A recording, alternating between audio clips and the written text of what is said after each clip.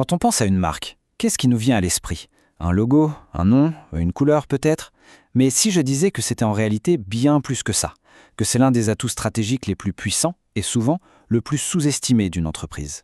Jean-Noël Cafferer, qui est une véritable référence sur le sujet, a résumé ça parfaitement.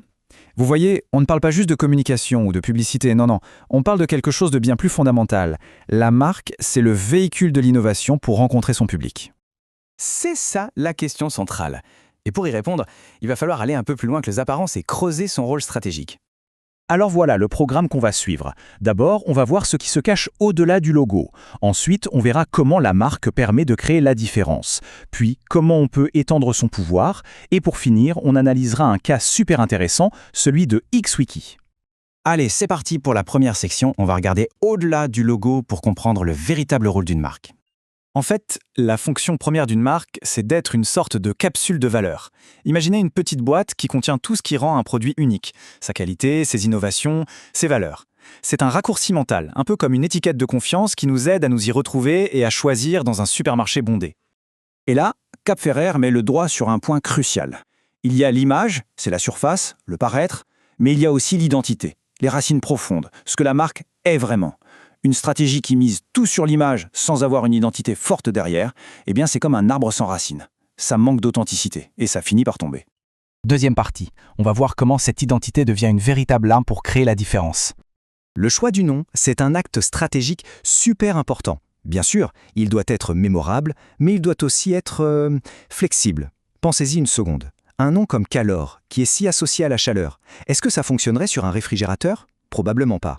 À l'inverse, Apple a su évoquer la simplicité, la créativité, et ça tranchait complètement avec les noms très techniques de ses concurrents à l'époque.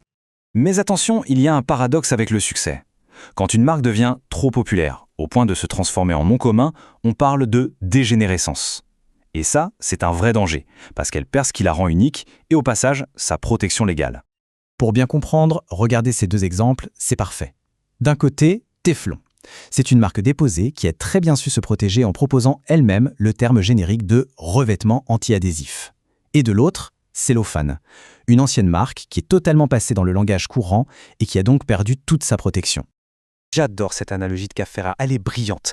Un brevet, ça protège une invention technique, un objet. La marque, elle protège une idée dans l'esprit des gens. C'est une forme de propriété intellectuelle qui vit dans notre perception à tous. L'exemple de l'iPod, c'est la démonstration parfaite de ce brevet mental. Un concurrent pourrait très bien copier la technologie, le design, les fonctionnalités, tout. Mais il ne pourrait jamais mettre le logo de la pomme dessus. Et sans cette marque, le produit n'aurait jamais la même valeur. La marque devient donc la protection ultime, bien plus forte que la technologie seule. Ok, troisième partie. Une fois qu'on a une marque puissante, comment on fait pour démultiplier son influence? Alors, un des outils pour ça, c'est la licence de marque. L'idée est assez simple, on loue sa marque à un partenaire pour qu'il puisse l'utiliser sur ses propres produits. C'est une manière très intelligente d'explorer de nouveaux marchés sans prendre trop de risques et avec peu d'investissement. Bien sûr, ce tableau montre bien le dilemme. D'un côté, il y a des avantages évidents, des revenus faciles, une expansion rapide. Mais de l'autre, les risques sont bien réels. On peut perdre le contrôle, brouiller son image, ou voir la qualité chuter. C'est un vrai jeu d'équilibriste. Pour les grands groupes qui gèrent plusieurs marques, c'est tout un art. Prenez L'Oréal.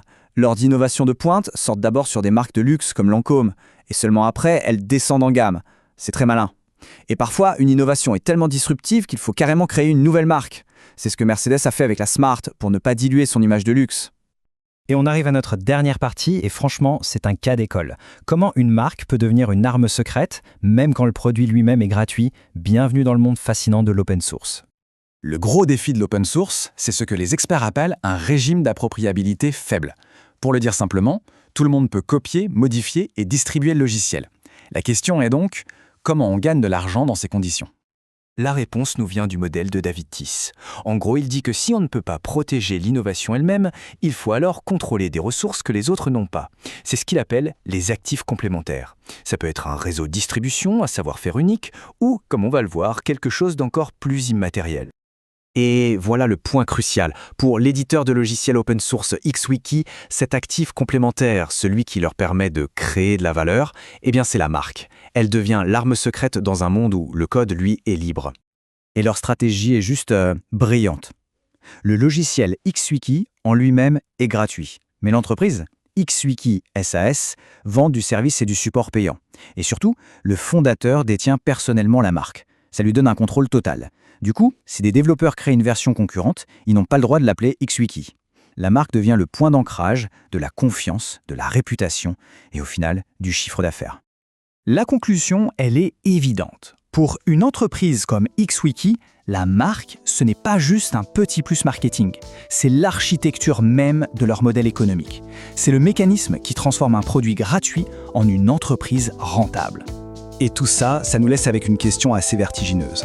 Dans un monde où tout est de plus en plus facile à copier, et si la véritable innovation à protéger n'était pas le produit lui-même, mais la perception qu'on a construite dans l'esprit des gens? Et si, au fond, la plus grande innovation, c'était la marque elle-même?